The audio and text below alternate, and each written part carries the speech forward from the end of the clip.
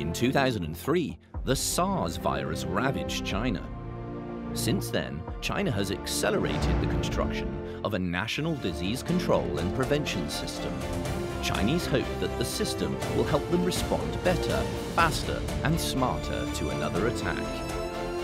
The sudden outbreak of the COVID-19 put this system to the toughest test, as well as China's governance system.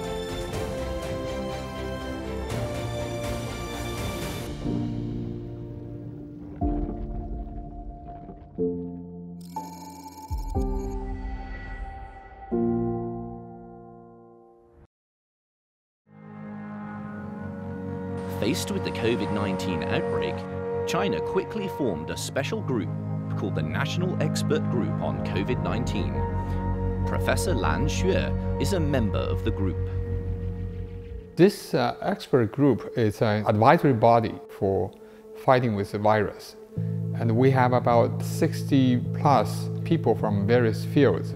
So we discuss various policy ideas, and then that will be provided to the national leadership to direct the country's fight with the virus. I'm Lan Xue. I'm a professor and dean of Schwarzman College at Tsinghua University. My research field is mainly on science, technology, and innovation policy, on crisis management, and global governance.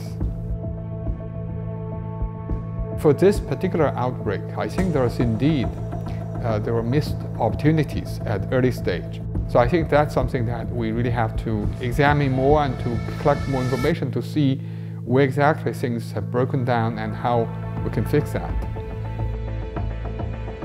I think that national system that we should make sure that anybody in tampering with that system is a violation of law. And I think the second issue that we may also want to think about how to fix the problem is we need to have a robust expert system to make the judgment, because I think early signs are always incomplete.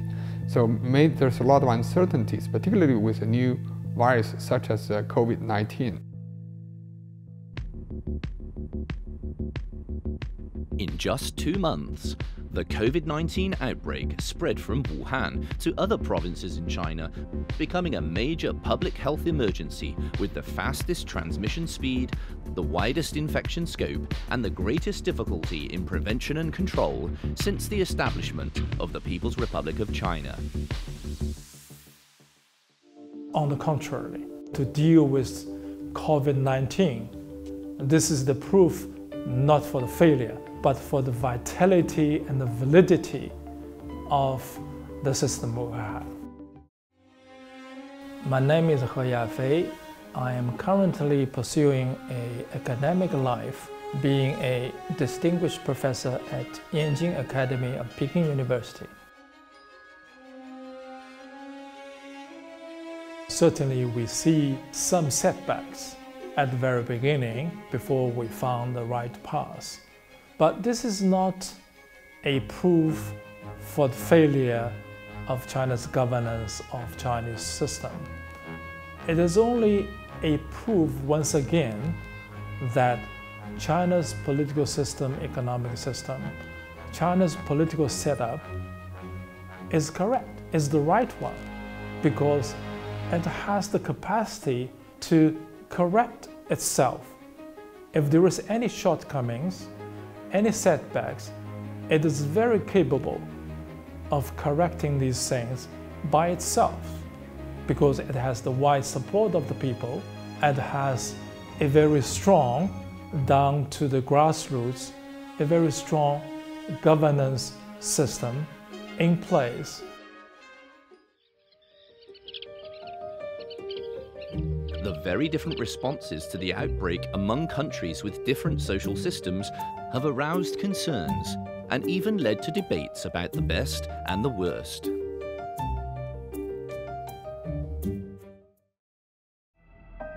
The bigger the problem, the bigger the challenge, the more effective, I think, relatively speaking, the Chinese government is, and therefore also that speaks well of the Chinese political system. My name is Martin Jakes. Until recently, I was a senior fellow at Cambridge University.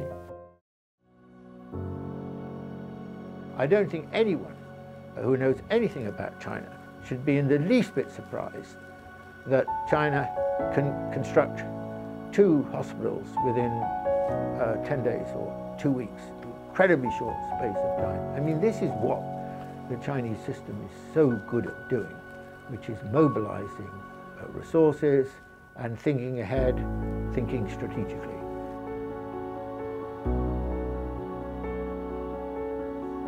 China will learn from the weaknesses of what happened, as well as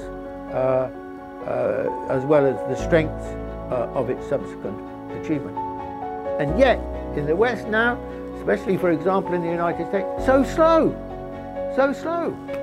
And the testing is so weak, so narrow. There's no excuse for this situation, because this has been around now for, what, over 2 months. That's a lot of time the Chinese never had.